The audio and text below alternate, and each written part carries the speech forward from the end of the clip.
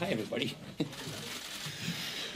You know, there is a lot of good news out there today, and let me just start with this.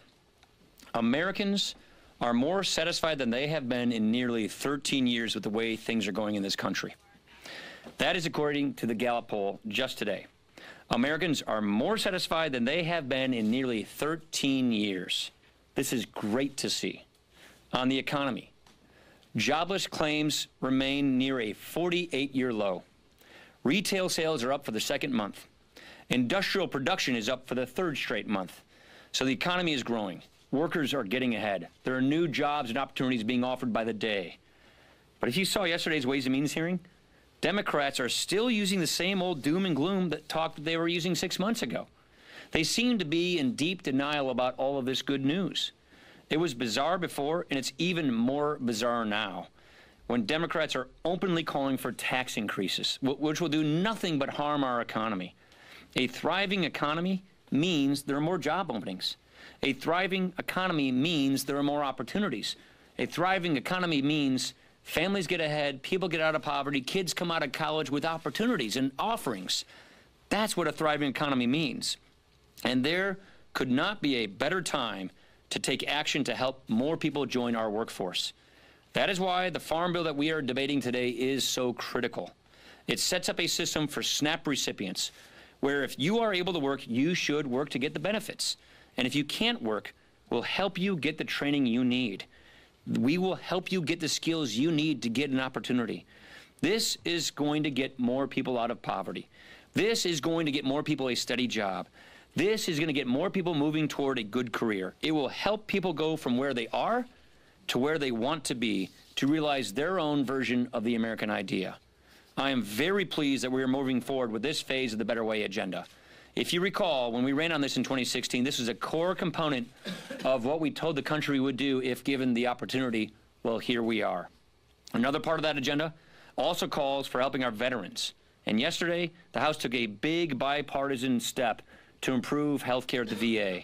The House took a big bipartisan vote to toughen penalties for those who intentionally target law enforcement officers as well, this being Police Week. Today, the Energy and Commerce Committee has its final markup on legislation to crack down on the opioid crisis in America. And we will soon move forward on financial services reforms that will help small businesses get better access to loans and capital. So it is good to see the country feeling better. It is good to see the country feeling better about how things are going. And it's good to see confidence and optimism coming back. And it's very good for us to be making progress on these things that matter the most in people's lives, which is why we are here. Questions? No glasses today. No questions. Casey. Thank you, Mr. Speaker. Today is the one-year anniversary of the start of the Mueller probe, and I'm well aware of what you said before about the probe, but recently the Vice President told Andrea Mitchell that he thinks it's time for Mueller to wrap it up. Do you agree with the Vice President? Well, I think he should be free to do his job, but I would like to see it get wrapped up, of course. I mean, we want to see this thing come to its conclusion, but again, I've always said he should be free to finish his job. You don't think it should be accelerated? It's been a year. My guess is he's probably coming to a conclusion. I can't speak for that. You'd have to ask them that. Mr. Chad. I know that there's been pressure from conservatives in your conference to address immigration, particularly the Goodlatte bill, maybe related to the farm bill. Describe these tensions in your conference over this issue of immigration and the idea that they're trying to tie this immigration issue in some form, specifically the Goodlatte proposal, to farm policy. I don't think it's... People say are unrelated. Yeah, they are unrelated, and I wouldn't describe that as accurate, that they're trying to tie it to one to the other. What we've been trying to do is find an immigration bill that has 218 votes. When the court took away our deadline on March the 5th, the Democrats pretty much stopped talking to us on it. So we wanted to see if we can do our own immigration bill. So we've been laboring to get 218. It's clear that we don't have 218 for a specific bill. That is why members are now trying to figure out, well, how can they get their version of what they think should happen to the floor? So we're working in earnest with our members to try and address all of their concerns about immigration reforms. And so those are ongoing conversations. The question is, can we get legislation to the floor that has a chance of making it into law? I think it's futile to bring a discharge through, which would guarantee nothing goes into law. So what we're trying to do is work with our members to address our members' concerns and have a process that could actually get law. And to clarify, on the Farm Bill, part of this question, Isn't the idea, though, you said you're trying to get to 218 to pass a farm bill. If they come up with something that says, all right, this will get you to 218 on farm, isn't that a deal you'd be willing to make? Well, look, I'm not going to negotiate in the media. We're having good, productive conversations with our members to advance our agenda on all fronts. Yeah.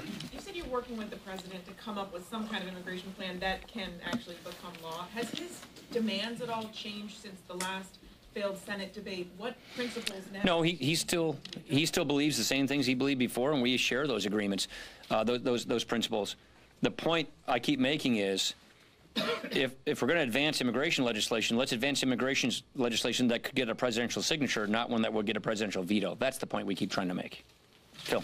Along those lines, given the dynamics, Senate to President, your party over the last decade, in what world is there a bill, do you foresee a bill that actually exists that can accomplish the things that get to the White House? Not with 218. So the question is, could we have a bill that has a vast majority of Republicans and that some Democrats would support? What's the combination? You know, frankly, when the Senate failed to pass anything, that surprised us a bit. I thought the bill that the president supported, that I thought was reasonable, could have passed. And when they killed that bill, that made me less optimistic. We're going through the same process here of seeing what kind of process could support or produce an outcome that could get a presidential signature, and we're still exploring that. Who are you with? Luke Resnick with Daily Calling News Foundation. Obviously, we're still talking about cybersecurity issues dealing with 2016, Mueller probe, all that. But also here in the House, there was this issue with Imran Awan, the Democratic IT aide. Oh, you mean that? Yeah. Yeah, he was banned over a year ago, and we haven't really heard anything about it since. And I've come to learn that the House Inspector General was briefing you guys and the Minority Leader and the Administration Committee from July onwards, like throughout the meat of the election, about cybersecurity issues. And I've seen the briefings; they seem pretty scary stuff about unauthorized access. And yet he was left on the network until shortly after the election, which is obviously inconsistent, particularly on Democrats' side with the rhetoric about the importance of this. Can you address why he stayed on the network and why he still hasn't been arrested? That's a question you would ask the people who made those decisions. Obviously, we were not the ones who made those decisions.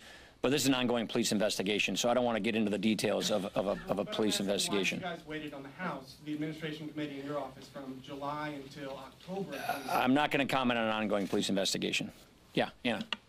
I was wondering if it is still possible for this Congress to review a new NAFTA deal, given the deadline, the statutory deadline that you cited. Right, yeah. So people think this was my deadline. No, it's the law's deadline. I understand that. And if so, where the wiggle room would be? The wiggle room would be at the ITC. The question is, can the ITC constrict their time that they would take to process? And that's where the wiggle room would be. So it's really a question for the ITC. My guess is there's probably some wiggle room at the ITC on how long it takes for their part of the process, but not an indefinite amount. And that means time is really of the essence. So it is still possible? I think it is still possible, provided the ITC takes less time.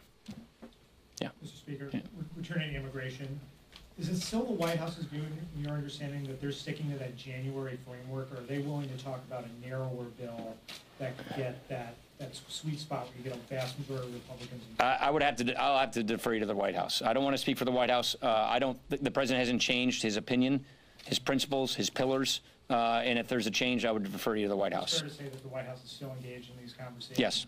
Yeah, absolutely. Becca. Have you had any success in convincing the president that the pillars he laid out and the demands he has for an immigration bill just aren't going to pass through Congress? And I agree with his pillars. I think the president made a very good faith effort. Moving to a merit-based system is in the interest of our country and our economy. A lottery makes no sense, and converting a lottery into a merit-based system makes a lot of sense. Securing our border really makes a lot of sense, and then having certainty for the DACA students so that they have certainty. All of those things make sense. He was extremely reasonable in putting those pillars out there. But Last question. The Senate or the House if they didn't pass. Again, I think that's a question for the other side, but the president, I think, has been extremely reasonable. Who are you with? Inside the straight. Just on NAFTA, the question of wiggle room at the ITC there would only be maybe a week or 2 weeks. Right. Not that I think that's about right. Do you have any indication from the administration that a NAFTA deal or the notice that they need to send to kick off the TPA timeline, if that's imminent enough for that wiggle room to? I can't speak to that. The question is, with the ITC having, let's just say, for the sake of your question, for the argument, a couple of weeks of wiggle room, that buys the administration and our trading partners 2 more weeks to get a deal. Will they get a deal? I do not know. All right. Thanks, everybody. Appreciate it.